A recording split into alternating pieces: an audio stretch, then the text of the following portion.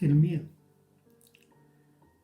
Una de las formas más efectivas de control mental es el miedo. Y el miedo realmente es una forma de programación mental que lleva al individuo a que se paralice. Y eso lo va aprendiendo el niño desde pequeño, de sus padres. Y más cuando él comete una falta o se equivoca o es juzgado por algo que los padres consideran que hizo mal y sufre un castigo, él va aprendiendo y va asociando que cada vez que se equivoque, cada vez que comete un error, sufrirá un castigo. Y eso se traduce en miedo. Luego en su etapa de educación, el sistema educativo, y digamos que en términos generales ha evolucionado, ha mejorado en ese sentido, pero todavía la nota sigue siendo importante, el pasar el año sigue siendo importante y el niño sabe que dentro de esa responsabilidad, si falla, tendrá problemas con sus padres, con el colegio, y eso lo llevará en mantener un estado de miedo.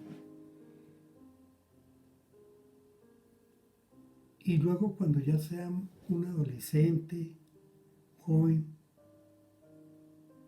verá que no solo en el estudio, sino en las demás obligaciones y en los demás aspectos de la vida está presente el miedo, que sentirá miedo de no ser aceptado por el círculo de los amigos, miedo a que le hagan bullying,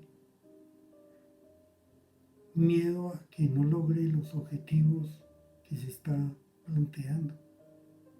Cuando ya trabaje, miedo a perder su trabajo, miedo a no conseguir un buen empleo, miedo a no tener el dinero suficiente para conseguir o lograr lo que se propone. Y cuando ya tenga una familia, miedo a no tener los recursos para generar el bienestar que se merece su familia. O perder ese bienestar que ya ha logrado. O que la situación del país o de su ciudad cambie. O que las condiciones de trabajo, las condiciones laborales cambien. De tal manera que ya no se tiene ninguna seguridad, ninguna continuidad. Y que los salarios se van haciendo cada vez más bajos. Y que todas esas prestaciones y conquistas laborales se van perdiendo. Y eso le va generando miedo. Miedo a todo eso, a lo que pueda pasar en el futuro. Y cuando una persona ya está programada en el miedo, es una persona que es fácil de someter. Ha perdido o ha entregado o ha cedido a través del miedo su poder. Y va observando que los demás también. Cuando tienen miedo, se someten. Y la élite que controla esto lo ha sabido desde el comienzo de la humanidad, que una de las formas más efectivas para controlar, someter, esclavizar a la humanidad es a través del miedo. Las guerras producen eso.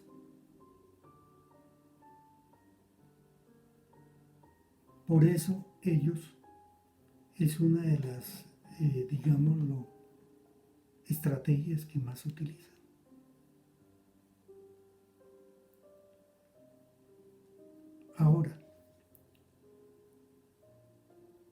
pero no todo está perdido. Cuando el ser humano va elevando su estado de conciencia, en la medida en que ese estado de conciencia se vaya elevando más, el miedo se irá alejando hasta desaparecer, porque en un estado de conciencia no puede haber miedo. Quien está con el miedo, quien vive en el miedo, está en un estado de inconsciencia. El uno excluye al otro. No pueden convivir los dos, el estado de conciencia y el miedo, porque corresponde a realidades diferentes, a estados energéticos y frecuencias diferentes, totalmente opuestas. Por eso,